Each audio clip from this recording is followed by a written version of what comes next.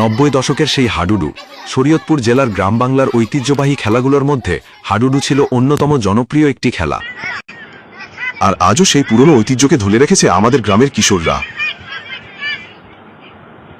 এই সুন্দর হাডুডু খেলার দৃশ্য দেখলেই সত্যি মনে পড়ে যায় 90 দশকের সেই দিনগুলোর কথা।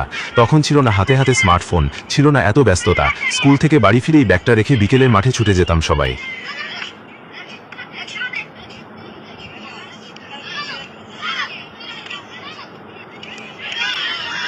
মাঠে শুরু হতো হাডুডু।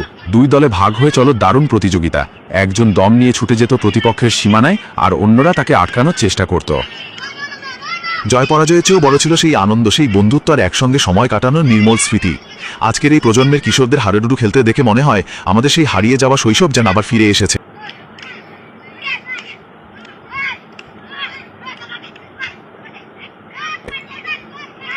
গ্রাম বাংলার মাঠে এমন আয়োজন শুধু একটি খেলা নয়, এটি আমাদের ঐতিহ্য, আমাদের সংস্কৃতি এবং আমাদের শৈশবের স্মৃতিকে বাঁচিয়ে রাখার একটি সুন্দর উদ্যোগ।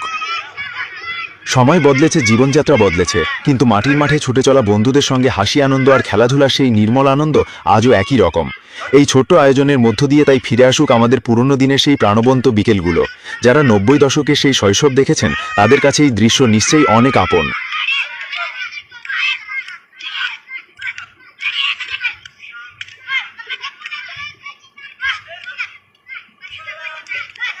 চলুন আধুনিকতার পাশাপাশি আমাদের গ্রামবাংলার ঐতিহ্যবাহী খেলাগুলো বাঁচিয়ে রাখি, নতুন প্রজন্মের হাতে তুলে দিই আমাদের শৈশবের সেই সুন্দর স্মৃতিগুলো।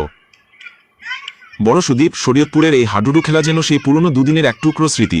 হারিয়ে যাওয়া শৈশব হয়তো আর ফিরে আসবে না, কিন্তু এমন দৃশ্যের মধ্য দিয়ে সেই স্মৃতিগুলোকে আবার অনুভব করা যায়।